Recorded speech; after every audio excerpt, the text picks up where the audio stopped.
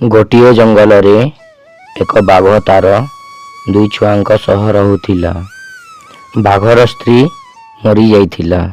ସେ ମରିବା ପୂର୍ବରୁ ବାଘକୁ କହିଥିଲା, ମୋ ଦୁଇ ଛୁଆ ତମକୁ ଲାଗିଲେ ତମେ ଏମାନଙ୍କର ଠିକରେ ଯତ୍ନ ନେବ। ଯଦି ପାରୁଛ ଆଉ ଥରେ ବାହା ହୁଅ, ନହେଲେ ଛୋଟ ଛୋଟ ଛୁଆ ଖାଇବା ନ ପାଇ ମରିଯିବେ। ବାଘୁଣୀ ମଲା ପରେ ବାଘ ତାର ଦୁଇ ଛୁଆକୁ ଛାଡ଼ି ଶିକାର ଆଣିବାକୁ ଯାଇ ପାରୁନଥିଲା। ଦିନେ ସେ ମନରେ ଚିନ୍ତା କଲା, ମୁଁ ଏଇ ଦୁଇ ଛୁଆଙ୍କର ଯତ୍ନ ନେଇପାରୁନି। ମୁଁ ଆଉ ଥରେ ବାହା ହେବି, ହେଲେ ବାଘୁଣୀକୁ ନୁହଁ। ମୁଁ ଏଥର ମଣିଷ ଝିଅକୁ ବାହା ହେବି। ଶୁଣିଛି ସେମାନେ ବହୁତ ଭଲ ରୋଷେଇ କରନ୍ତି। ଏମିତି ଚିନ୍ତା କରି ବାଘ ଝିଅ ଖୋଜିବା ପାଇଁ ଗାଁ ଆଡ଼କୁ ଚାଲିଗଲା। କିଛି ଦୂର ଗଲା ପରେ ସେ ଗୋଟିଏ ପୁଅ ଓ ଝିଅକୁ ଦେଖିଲା। ବାଘ ଜୋରରେ ଦୌଡ଼ି ସେମାନଙ୍କର ସାମ୍ନାରେ ଠିଆ ହୋଇଗଲା। ସେ ଦୁଇ ଜଣ ବହୁତ ଡରିଗଲେ। ମୋତେ ଡରନି, ମୁଁ ତୁମମାନଙ୍କର କିଛି କରିବିନି। ଶୁଣ ପୁଅ, ତୁ ତୋର ଘରକୁ ଯା, ଆଉ ଝିଅ ତୁ ମୋ ସାଙ୍ଗରେ ଆସ। ଏମିତି ଶୁଣି ଭୟରେ ସେ ପୁଅଟି ତା ଘରକୁ ଚାଲିଗଲା। ଆଉ ବାଘ ସେ ଝିଅକୁ ଜଙ୍ଗଲରେ ଥିବା ତା ଘରକୁ ନେଇଗଲା। ସେପଟେ ପୁଅଟି ତା ଘରକୁ ପହଞ୍ଚି ତା ମା ବାପାକୁ ସବୁ ଘଟଣା ଜଣାଇଲା। ସବୁ ଶୁଣି ତା ମା ବାପା କାନ୍ଦିବାକୁ ଲାଗିଲେ। ବାପା, ମା, ତମେ ଚିନ୍ତା କରନି। ସେ ବାଘ ପାଖରୁ ମୁଁ ଯେମିତି ବି ହଉ ମୋ ଭଉଣୀକୁ ଘରକୁ ଫେରାଇ ଆଣିବି। ବାଘ ସେ ଝିଅକୁ ତା ଗୁମ୍ଫାକୁ ନେଇଗଲା ଆଉ ତା ଦୁଇ ଛୁଆକୁ କହିଲା, ଆରେ ଛୁଆମାନେ, ଦେଖ ମୁଁ କାହାକୁ ଆଣିଛି। ଆଜିଠୁ ଇଏ ତୁମର ନୂଆ ମା। ବାଘ ଛୁଆ କହିଲା, ଲାଞ୍ଜ ନାହିଁ କି ଦାନ୍ତ ନାହିଁ, ଇଏ କେମିତି ଆମ ମା ହେବ? ବାପା, ତମେ ଏହାକୁ ମାରିଦିଅ, ଆମେ ଖାଇବୁ। ଚୁପ୍ କର, ଆଜିଠୁ ଏହାକୁ ମା ଡାକିବ, ନହେଲେ ପିଟି ପିଟି ତମ ଦୁଇ ଜଣଙ୍କ ଗୋଡ଼ ଭାଙ୍ଗିଦେବି। ଏମିତି ଶୁଣି ଭୟରେ ସେ ଦୁଇ ବାଘ ଛୁଆ ଚୁପ୍ ରହିଗଲେ। ସେ ଦିନଠାରୁ ସେ ଝିଅ ବାଘ ଆଉ ତାର ଦୁଇ ଛୁଆଙ୍କ ପାଇଁ ଭଲ ଭଲ ଖାଇବା ରୋଷେଇ କଲା। ବାଘ ଆଉ ତାର ଦୁଇ ଛୁଆଙ୍କୁ ସେ ଖାଇବା ବହୁତ ଭଲ ଲାଗୁଥିଲା। ଏମିତି ବାଘ ତା ଖୁସିରେ ଦିନ କାଟୁଥିଲା। କିଛି ଦିନ ବିତିଗଲା।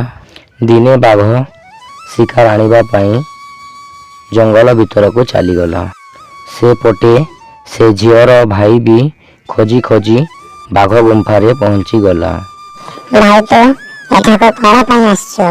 ତୁ ଏଠାରୁ ଚାଲିଯା, ନହେଲେ ବାଘ ତୋତେ ମାରିଦେବ। ତୁ ଚିନ୍ତା କରନି, ମୁଁ ଏଠାରୁ ତୋତେ ନେବାକୁ ଆସିଛି। ଚାଲ ମୋ ସାଙ୍ଗରେ। ଭାଇ, ତୁ ବୁଝୁନି କ'ଣ ପାଇଁ? ଆମେ ଏମିତି ଘରକୁ ଯାଇପାରିବାନି। ବାଘ ଯଦି ଜାଣିବ, ସେ ରାଗିଯିବ ଆଉ ସେ ଆମ ଘରକୁ ଯାଇ ଆମକୁ ମାରିଦେବ। ଏବେ ବାଘ ଆସିବାର ସମୟ ହୋଇଗଲାଣି। ତୁ ଏ ପଥର ପଛରେ ଲୁଚିଯା। ବାଘ ଏଠାରୁ ଯାଇସାରୁ ଆମେ କିଛି ରାସ୍ତା ବାହାର କରିବା। ଠିକ୍ ଅଛି, ମୁଁ ଏ ପଥର ପଛେ ଲୁଚି ଯାଉଛି। ଏମିତି କହି ସେ ଝିଅର ଭାଇ ପଥର ପଛେ ଲୁଚିଗଲା। କିଛି ସମୟ ପରେ ବାଘ ତା ଗୁମ୍ଫାକୁ ଫେରିଲା। ଗୁମ୍ଫା ଭିତରକୁ ପଶୁ ପଶୁ ଗୋଟିଏ ବାଘ ଛୁଆ କହିଲା, ବାପା, ତମର ସଲା, ମୋର ମାମୁଁ, ମାର ଭାଇ ଲୁଚିଛି ସେଇ ପଥର ତଳେ। ତାକୁ ଧରି ଆଣ, ବାପା ଖାଇବା। ଶିକାର ନ ମିଳିବାରୁ ବାଘ ବହୁତ ଚିନ୍ତାରେ ଥିଲା। ସେ ଛୁଆଙ୍କ କଥା ବୁଝି ପାରିଲାନି। ବାଘ ଯଦି ଶାନ୍ତ ମନରେ ଛୁଆଙ୍କ କଥା ଶୁଣିଥାନ୍ତା, ସେ ଜାଣିପାରିଥାନ୍ତା ଯେ ପଥର ତଳେ ସେ ଝିଅର ଭାଇ ଲୁଚିଛି। ବାଘ ତାର ଦୁଇ ଛୁଆଙ୍କ କଥା ଧ୍ୟାନ ନ ଦେଇ ସେ ଝିଅକୁ କହିଲା, ଆରେ ଶୁଣ, ମୁଁ ଆଜି ଗୋଟିଏ ବି ଶିକାର ପାଇଲିନି। ମୋର ଆଜି ପିଠା ଖାଇବା ପାଇଁ ଇଚ୍ଛା ହେଉଛି। ମୁଁ ଗୋଟିଏ କାମରେ ବାହାରକୁ ଯାଉଛି।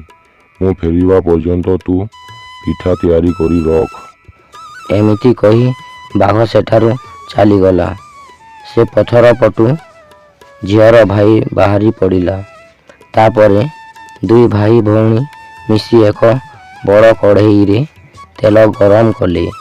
ଏକ ଜାଗାରେ ସେ ଗରମ ତେଲକୁ ଭଲ ଭାବରେ ରଖିଦେଲେ। ଆରେ ଛୁଆମାନେ ଶୁଣ, ଏଇ କଢ଼େଇରେ ଥଣ୍ଡା ପାଣି ଅଛି।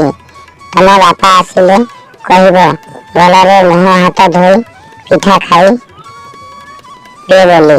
ପିଲାମାନେ ତମେ ମାନେ ଦୁଷ୍ଟ ହେବନି।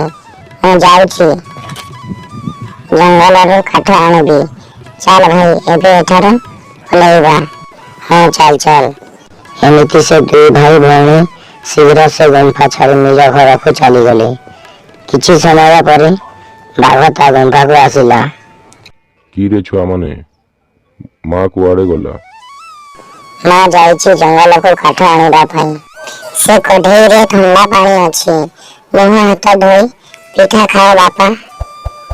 ଛୁଆଙ୍କ କଥା ଶୁଣି ବାଘ ଗଲା ତା ମୁହଁ ଧୋଇ। ଛୁଆମାନେ ବି ଜାଣିନଥିଲେ ସେ କଢ଼େଇରେ ଗରମ ତେଲ ଅଛି ବୋଲି। ଯେମିତି ବାଘ କଢ଼େଇରେ ମୁହଁ ଦେଇଛି, ଗରମ ତେଲରେ ବାଘର ମୁହଁ ଜଳିଗଲା। ସେ ଯନ୍ତ୍ରଣାରେ ଛଟପଟ ହେଲା।